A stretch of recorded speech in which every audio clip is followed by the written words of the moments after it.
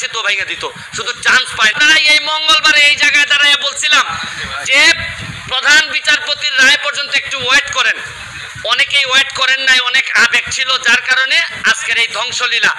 আমি আরো জিনিস বলতে চাই, এই মঙ্গলবারের পরে বৃহস্পতিবারেও প্রশাসন চাইলে, প্রধান বিচারপতি বা আমাদের সুপ্রিম কোর্ট চাইলে বৃহস্পতিবারও একটা সমাধান দিতে পারতেন বলে আমি মনে করি।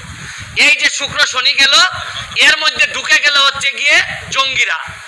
এই ছাত্ররা তো আর আন্দোলনে ছিল না আর শুক্র শনিবারে কখনোই, জঙ্গিরা ঢুকে গেল। আমি আর এর ভিতরে আরেকটা জিনিস বলতে চাই, আপনারা দেখেন যে অলরেডি আপনারা তো সংবাদ সম্মেলনে আছেন, আর ওইদিকে প্রায় 826 জঙ্গি, সে 80টার মতো রাইফেল নিয়ে ও কোথায় যে ঘুরে বেড়াচ্ছে। আচ্ছা, আপনারা কি মনে করেন যে কোটা আন্দোলন যারা, এরা নিরীহ, এরা হচ্ছে গিয়ে আমাদেরই সন্তান? তারা তো সংস্কারের কথাই চাচ্ছিল, সরকারও সংস্কার চাচ্ছিল, মধ্যখানে এই ঝামেলাটা হয়ে গেল, মিসআন্ডারস্ট্যান্ডিং, এবং এই সুযোগটা নিয়ে নিল জামাত বিএনপি, সুযোগটা নিয়ে নিল হচ্ছে জঙ্গিরা। এখন আমি মনে করি এই সরকারের প্রশাসনও, যারা বয়স্ক যারা আছেন, তারাই এই তরুণদের যে সেন্টিমেন্ট এইটা বুঝতে পুরোপুরি ব্যর্থ হয়েছেন। তারা তাদেরকে একদম লাইটলি নিছেন, তারা ভাবছেন যে এরা একটা লাইটলি একটা বিষয়, এবং এইটার ব্যর্থতা আমি মনে করি এই প্রশাসনের আছে। কারণ এখানে হাজার হাজার মানুষ এখন নতুন চিন্তার মালিক, এরা নতুন নতুন চিন্তা করে, এরা সারা পৃথিবী দেখে অভ্যাস। আপনি জানেন যেখানে 18 সালে এরা পথে নামে আসছিল, এখন আবার যে ঘটনাটা ঘটলো, এইটা প্রশাসনও চাইলে আরো কন্ট্রোল করতে পারতেন। এবং আরেকটা ব্যর্থতা আছে, আমাদের যে এই সরকারের বিরুদ্ধে দেশি বিদেশি চক্র, এরা অ্যাক্টিভ, তারা চায় এই সরকারকে বিপদে ফেলতে। সরকারেরও বোঝা উচিত ছিল যে যে কোনো একটা আন্দোলন হোক না কেন, আজকে ছাত্র, কালকে অন্যদের আন্দোলন হোক, এটার মধ্যে জঙ্গিরা আইসা ঢুকবে, জামাত শিবির আইসা ঢুকবে। এইখানে প্রশাসনও ব্যর্থ হয়েছে, এটা বলতে আমি অ্যাড্রেস করতে ব্যর্থ হয়েছে। আমি সরকারকে দাবি জানাবো, যত দ্রুত সম্ভব আমরা যে অর্ডার হয়েছে সুপ্রিম কোর্টের, এটা গেজেট আকারে প্রকাশ করে, কারণ সরকারের প্রতি বিশ্বস্ততা কমে গেছে ছাত্রদের। এইটারে বাড়ানোর জন্য আমাদের কোর্টের প্রতি বিশ্বস্ততা কমে গেছে, কারণ কোর্ট বলার পরও ছাত্ররা শুনে না, প্রধান বিচারপতি বলার পরও ছাত্ররা শুনে না।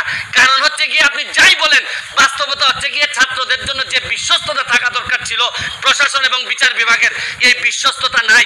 আরেকটা জিনিস বলতে চাই, আকাশের যে জায়গায় মেঘ জমা হয়, আইসা বৃষ্টি পড়ে আদালতের উপর। আপনি বিভিন্ন সংসদের ঝামেলা, নীতি নির্ধারণের ঝামেলা, এগুলা সব কেন আইসা সুপ্রিম কোর্টের বৃষ্টিপাত হইতে হবে? এগুলা তো সুপ্রিম কোর্টের ঝামেলা ছিল না। সুপ্রিম কোর্টের ইমেজ ক্ষুণ্ণ করার জন্য এই ধরনের মেঘগুলা যথেষ্ট।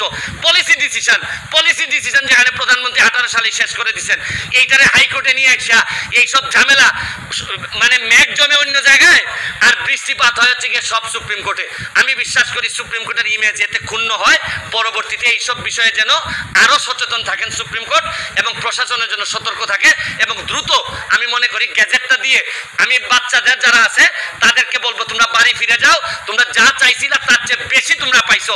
এবং এখন রাষ্ট্রকে ঠিকঠাক মতো, যারা আজকে এত বড় ক্ষতি করছে, বিটিভি জ্বালাই দিছে, এরা মেট্রো রেল জ্বালাই দিছে, মিরপুরবাসী এখন সারা 1 বছর কান্না করলে এই পাপ মোচন হবে না। আরে নাই, এরা আসলে এইবার প্রমাণ হয়েছে, এদের কাছে ক্ষমতা গেলে বঙ্গবন্ধু কন্যার কাছে ক্ষমতা ভুল শুদ্ধ থাকলেও উনার কাছে ক্ষমতা নিরাপদ, আর এদের কাছে ক্ষমতা গেলে কি হবে, এইটার নমুনা আপনারা অল্প দিনের মধ্যে, এই 2-3 দিনের মধ্যে দেখছেন।